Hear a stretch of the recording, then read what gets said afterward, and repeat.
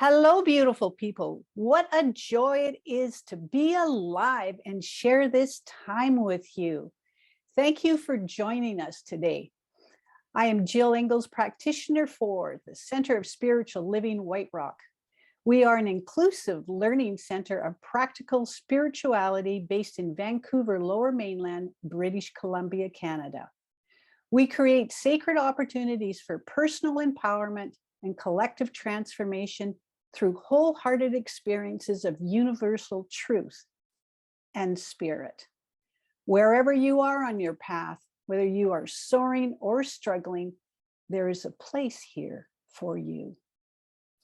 I am honored to live on these beautiful lands, the traditional, ancestral, and unceded territory of the Coast Salish First Nations, including Katsi, Kwantlen, Semiahmoo, Stolo, and Wasanuk.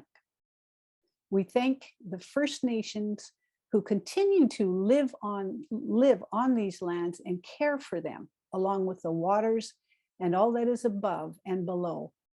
Let us take a breath of gratitude, giving thanks for this privilege. What an absolute gift. So let's just breathe in this moment and relax into this time as I introduce you to our magnificent, wonderful musician today, Linda Kidder. As one of Vancouver's most sought out vocal singers, Linda's recording credits include a wide range from Katie Lang, Bon Jovi, Harry Max, and Raffi, to Rita McNeil and Gary Filgard. Oh, I don't know how to say that. Filgard, thank you. Thank you. And hundreds of jingles praising everything from Barbie to Safeway. Linda has 3 CDs of her own material. She has been nominated and won 8 awards from the BCCMA, the CMA, and Junos for Vocalist and Bass Player of the Year. Welcome, welcome, Linda. It's so wonderful to have you back. Thank you, Jill. It's so nice to be here.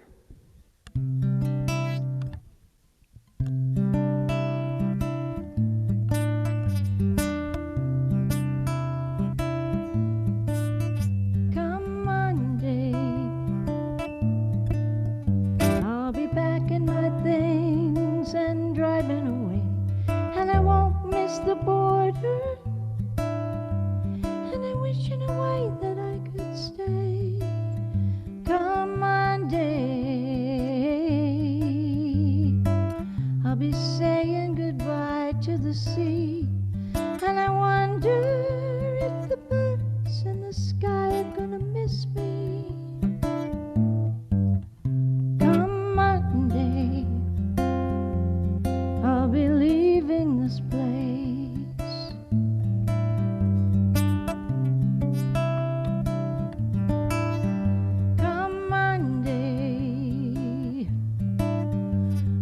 Taking my home with me again, and one day maybe I'll find a place to finally land. Come Monday, I'll be going away. I'll leave you as I found you, much cleaner though in fact, with all your silly ornaments and paperbacks and lamps. My time with you has ended. It's hard to pull away. My spirit needs some coaxing now to find a better place.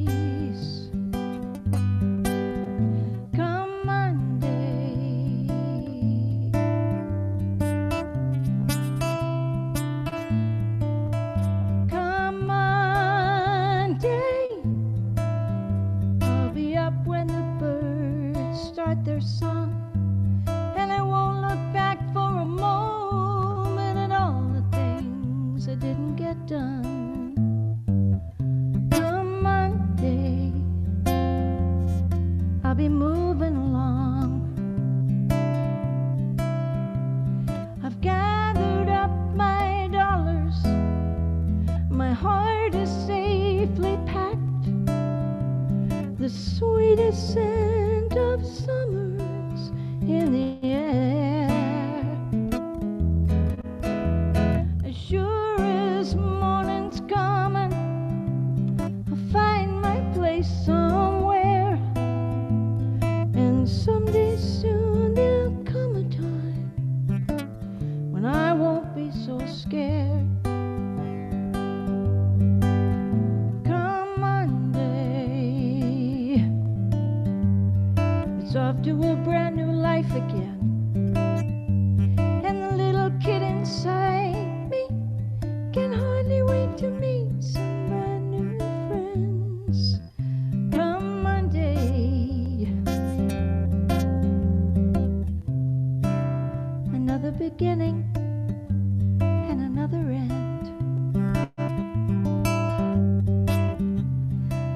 Another beginning and another end. Another beginning.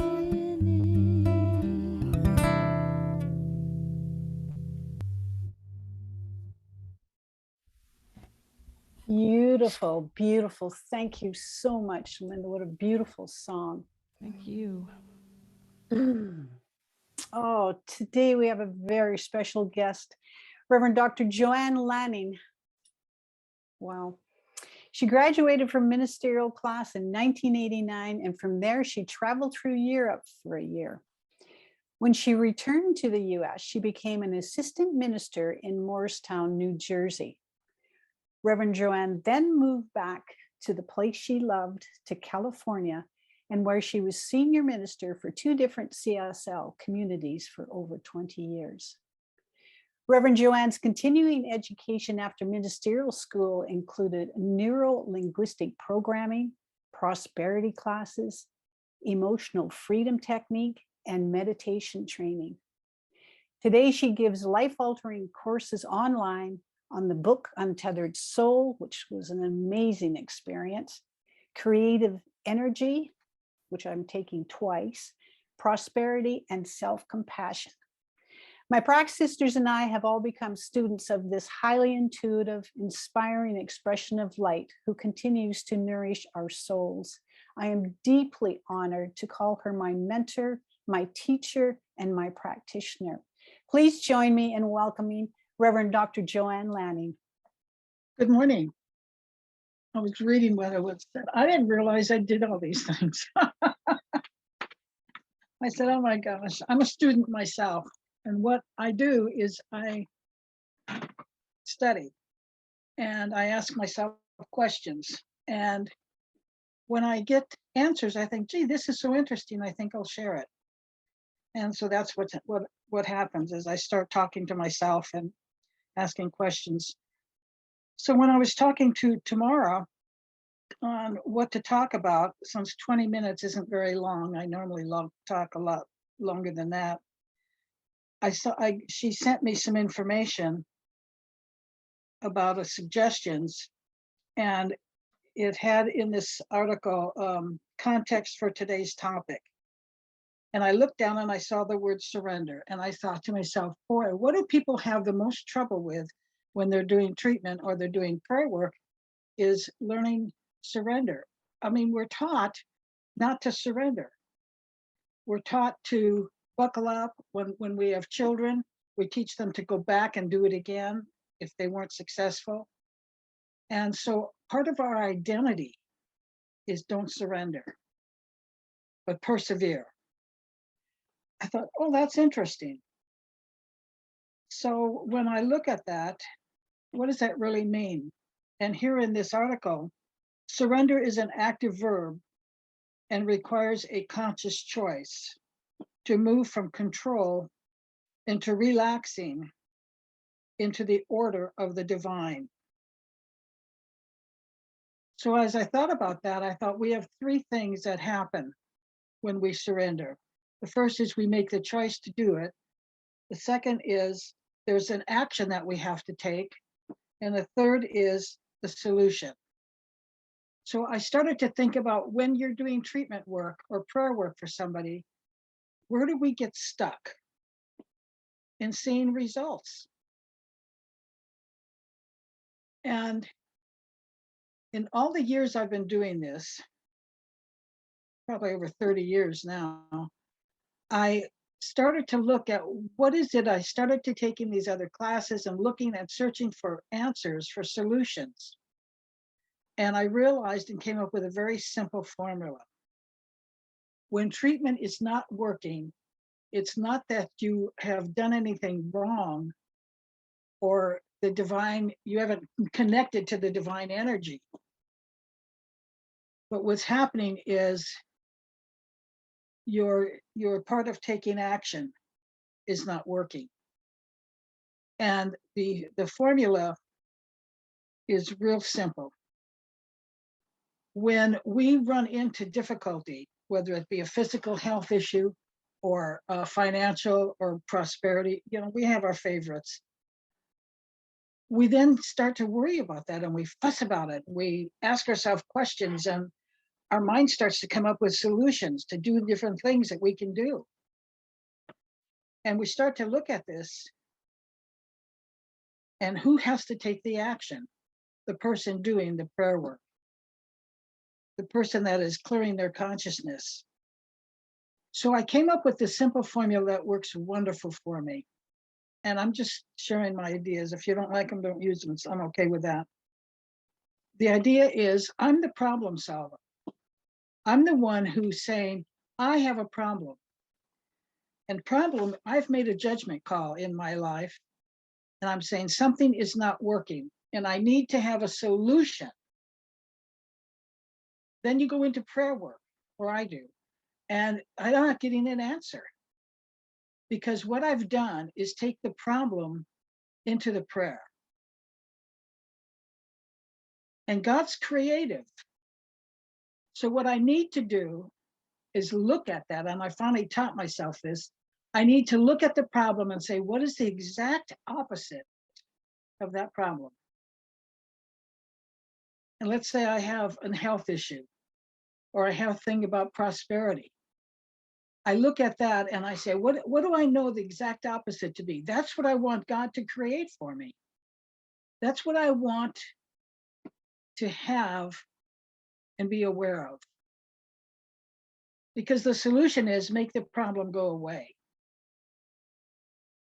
But how do I make the problem go away if I take it into prayer and I'm visualizing it and seeing it and feeling it, and I'm having an emotional reaction? It's real. Ernest Holmes tells us, change your thinking, change your life. I have to change that back into thought and detach my emotions from that and not let it be real in my life. So it's very simple. I'm the problem solver, so I have to come up with a solution that is the opposite of what I'm saying the problem is. So I start to look for solutions and I realize I'm falling into the trap of pushing away the problem or trying to ignore it and saying, it'll be okay, all is well, God will take care of it. Well, God can't take care of it because I didn't create or give it instruction on anything new. I can't just say, oh, this problem has to be resolved. Into what? What God's waiting for instructions. Into what do you want it to be resolved into? Well, I don't want the pain anymore. I don't want to be sick anymore. I don't want to worry about money. Then give me an example so I have energy to build from that. And so once I get the concept that I'm the problem solver, I recognize the problem, I accept it, then I can go for the solution and say, now what is the opposite of that? And when I get what the opposite of that is, then I can hand it over to the divine and say, this is what I want to create. And I don't say instead of. This is what I want to create.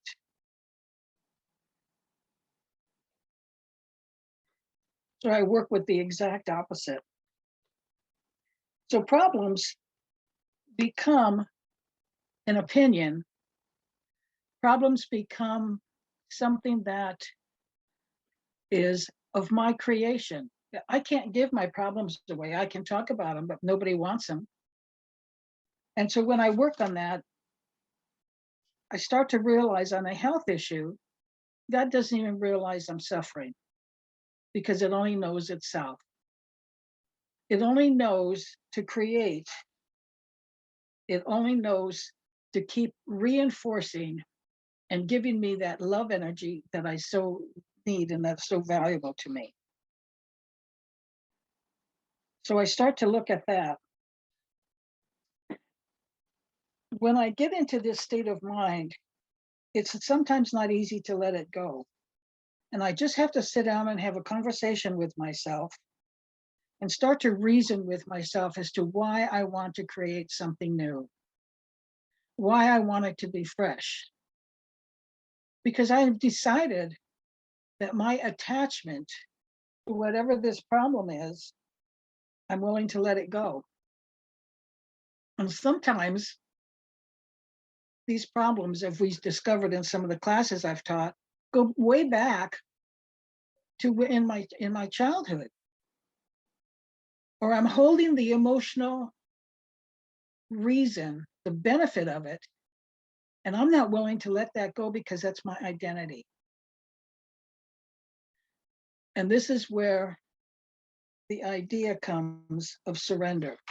I have to be willing to, when I'm ready to let it go and say, I no longer want this problem. I know what the solution is.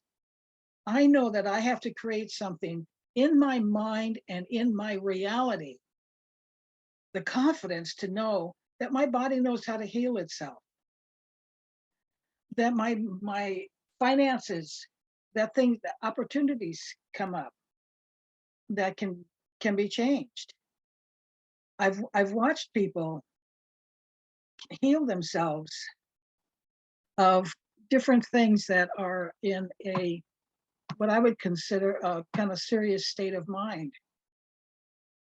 I can remember, I got to watch the time. I can remember a woman that I went to see. Her son called me. He traveled, and so I taught him privately. And he called me, said, my mother-in-law is in the hospital, and I love her dearly, and I need you to go see her. And I said, well, you've had the training, you know what to do. And he said, I'm too close, I can't do it. So I went over to see her, and she's good Christian and knows nothing of science of mind, knows nothing of this teaching. And I went in, I said, your son-in-law sent me, what's your problem?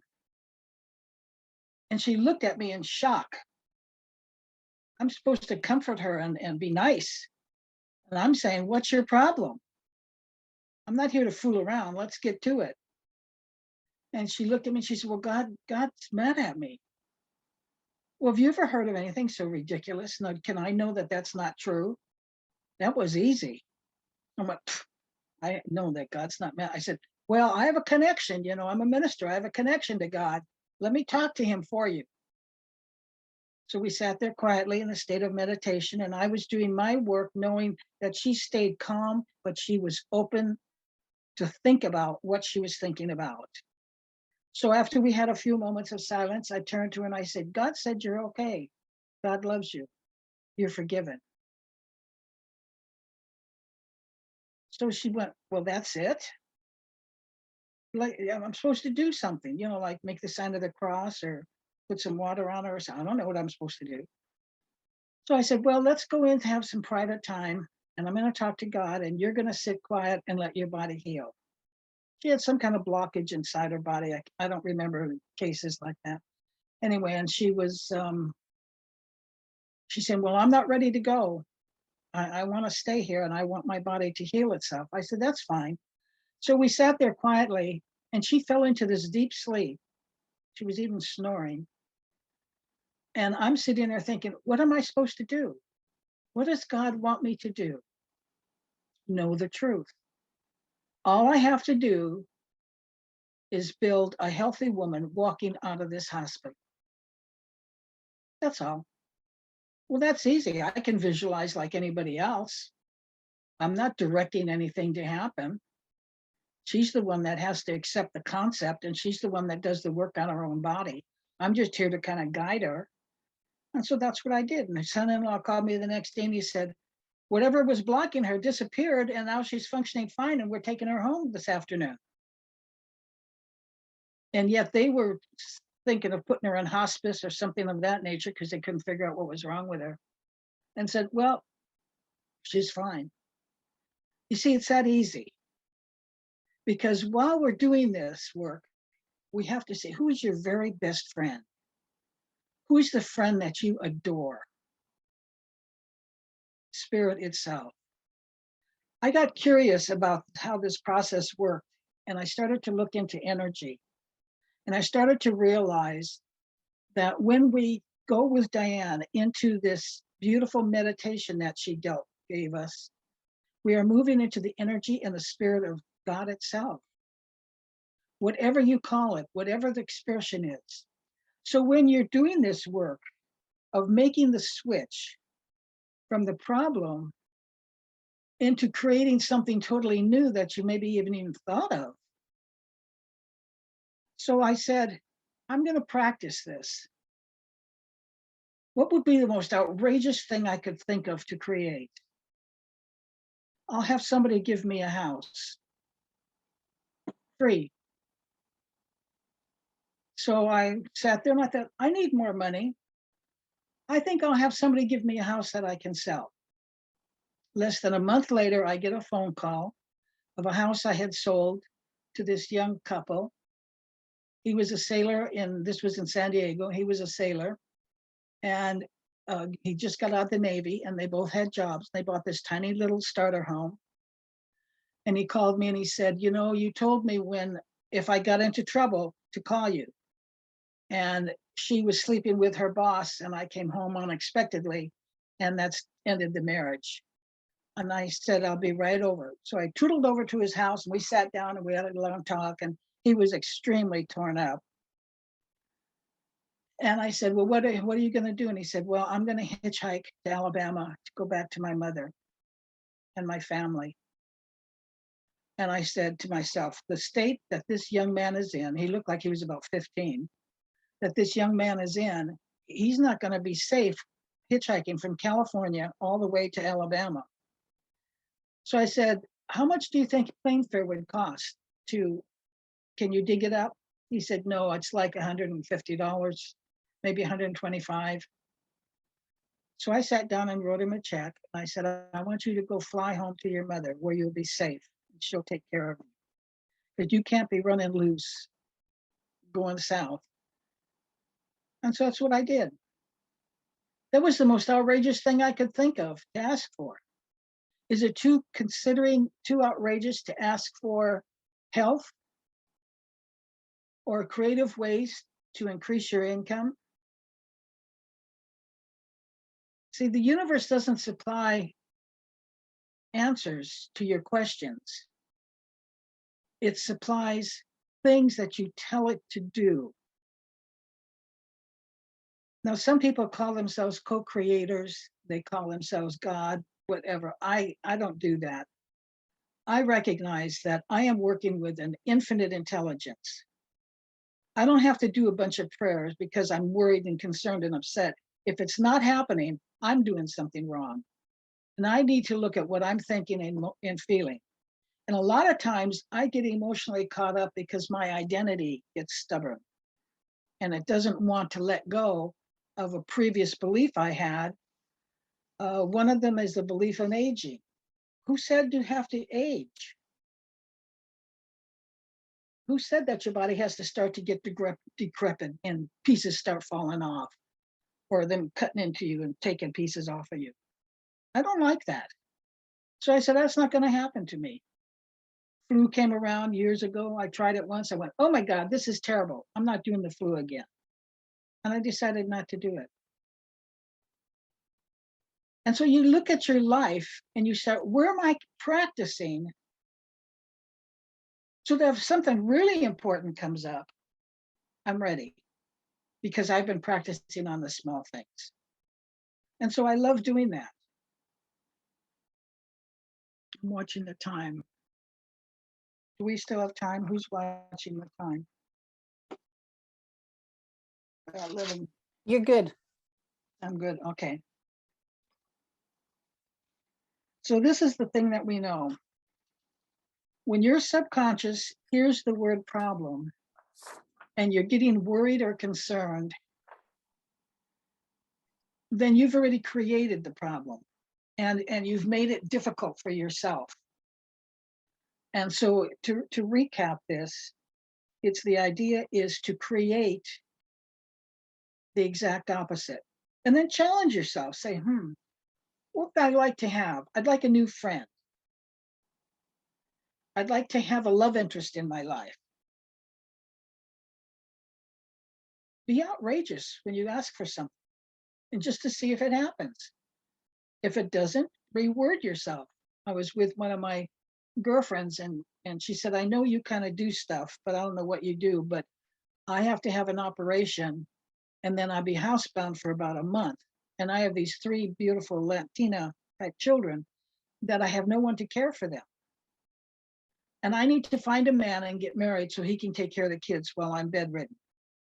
I said, okay, I think I can do that. When do you want it? She said, in a week. A week? I'm supposed to create this in a week? Thank God, God knows what it's doing. So we sat down, made up the list. I said, well, describe him to me and kind of give me some material here to work with, because what am I doing? I'm creating the new. The next day, she meets this man that she described to me. She explains her problem. He said, I'll take the kids, I'll marry you. And they were married in less than a week. Is that a possibility? Why not? It's so much fun to experiment and play with this. Now, the secret is God has to be your best friend. You have to love that energy or that spirit or that source, whatever you call it, so much that you want to share your thoughts. I use it on simple little things. I bought some beverages for my son for Thanksgiving, and he told me the place to go. He told me the name of it. So it's very exacting. You can tell he's a detail person. And so I called him up and just ordered it over online. I got carded. I loved it. I said, you've made my day. I haven't been carded for 50 years. Anyway, so after that, I thought, that was so much fun. I think I'll do it for Christmas. But I forgot the name of all the stuff he was drinking. And I didn't want to ask because it's supposed to be a surprise. And lo and behold, it shows up on my screen from the company. They wanted me to review what my reaction was to their service and etc. And I said, this is so much fun using this idea of mind, because I didn't even think that I wouldn't know. I knew that it would either come to me or I would find out in some manner. And so it's, if you play with it every day, if you explore it and say, I need to know something, are you there? Prove yourself to me. I haven't connected with you for a while, and I don't know if you're there, and everybody talks about you like you're there, and they're honored to be there, and they're and praise you and all that, but I don't know if you're there. Oh, prove yourself to me. Give me a sentence to think about, like Ram Dass had. And so it went, well, I thought about it, and I went, I want to learn more about this energy. I want to learn more about the intricacies of it. So a sentence came to me, all my learning experiences are pleasant. I thought about that for 2 months. And I thought that means when I go into teaching myself something, it has to be pleasant.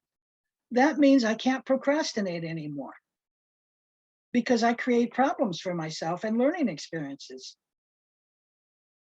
And after a while, I said, I need another sentence that I have to think about.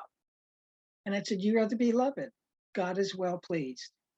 I went, oh, I don't know about that one. I had to think about what that, all the little mistakes and naughties I've done, and think about that. And then I said, I'm okay with that now, because I do my best. The last one I got recently was, God is, I am. So you can just ask. I need something to think about because, you know, you're getting rid of the trash in your mind. What is it going to think about if you don't ask it to give you something to think about? You can't complain anymore. You can't judge. You can't criticize yourself. I mean, you're absolutely miserable because you have nothing to think about. And so it keeps trying to bring up your past or things that you've done wrong because what we used to do is if I care, I worry, et cetera, and it goes on, but you can't do that anymore. And so since you can't do that anymore, then you start to become aware that God is good. And so everything that results in my life that is good is the divine expressing itself. So it's so easy. It's so easy to do.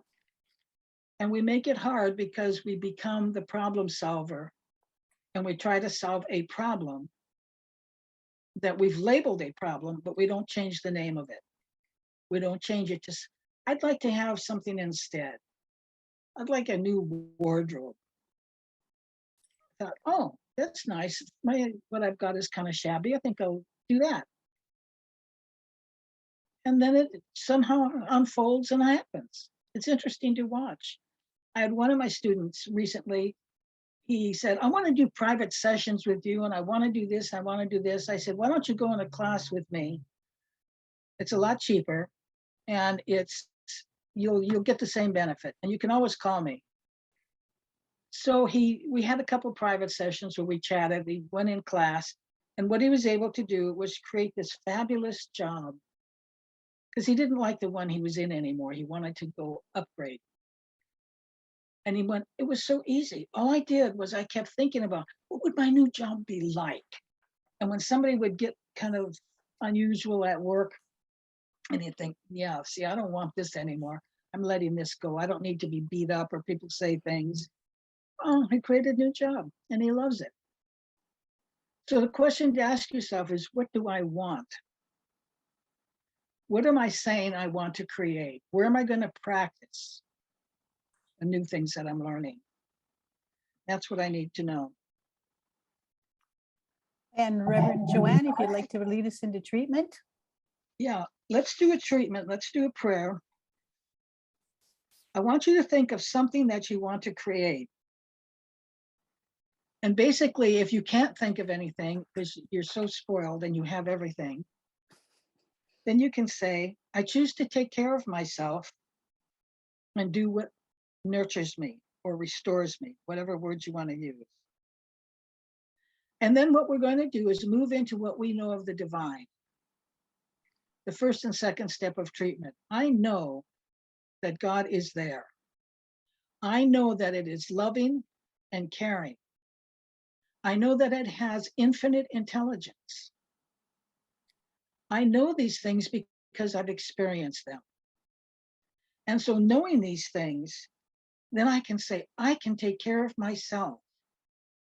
I can build a new picture of myself enjoying my life more than I ever have before, with great joy, laughter, and happiness. Because I know that as I've used this teaching, I laugh more often. I'm more relaxed. Stress is there, just disappears. So it's the breath of life that I'm looking for. What I want to do is take care of myself, knowing that God is love and I love myself enough to be the beloved, and know that I have this wonderful love connection with the divine. And so I become a peaceful listener. I can ask, what's next? What do I need to know? What do I need to discover about this issue that I'm calling a problem? Because now it's no longer a problem, it's a solution. I'm switching lanes, I'm making changes. So today, let's decide to be willing, to be pleased, to be grateful, to recognize that it's easy. Meeting with the divine and making these changes in our lives is nothing awkward. It's natural. It's something we automatically do. So we can move into gratitude. Once we start to thank the divine expressing in our life every day, like at the end of the day, you put your little feet in the covers and you pull your blanket up and you go, ah, this was a good day. And you thank the divine for all the things that happened. And if you were unhappy about something, you create a new picture and say, I'd rather have this, please. It's just like if you're dating. You say, but this one isn't matching me. Toss it back, let somebody else have him. I'll pick a new one. It's that simple. And so knowing that, how the divine works in each of our lives, we say peaceful listening. All I have to do is listen to the divine and follow my heart. So our hearts are open. Diane did that for us this morning. We've made the connection with the divine. So here we are together, sharing that wonderful energy, that love, that joyful, that peaceful listening, knowing that all is well. And so it's easy then to let go and say, I expect my life to be joy. I expect it to be filled with happiness and laughter. And of course, love. I have to love myself first so it overflows. And then I'm doing that. And I accept it to be so. It's so easy. And say together, and so it is. Our offertory part of our gathering today. So we create a sacred opportunities for the personal empowerment and collective transformation through wholehearted experiences of truth and spirit. If you were inspired by today's music and message, as well as our weekly, monthly programs, we gratefully receive your gift, tithe, and offering. There are 3 ways to donate. Visit our website at csl-whiterock.com, mail us a check, or you can send us an e-transfer. You'll see all this information in our chat box. And maybe you would like to join me in our prosperity affirmation. Divine love within blesses and multiplies all that I have, all that I give, and all that I receive. And so it is.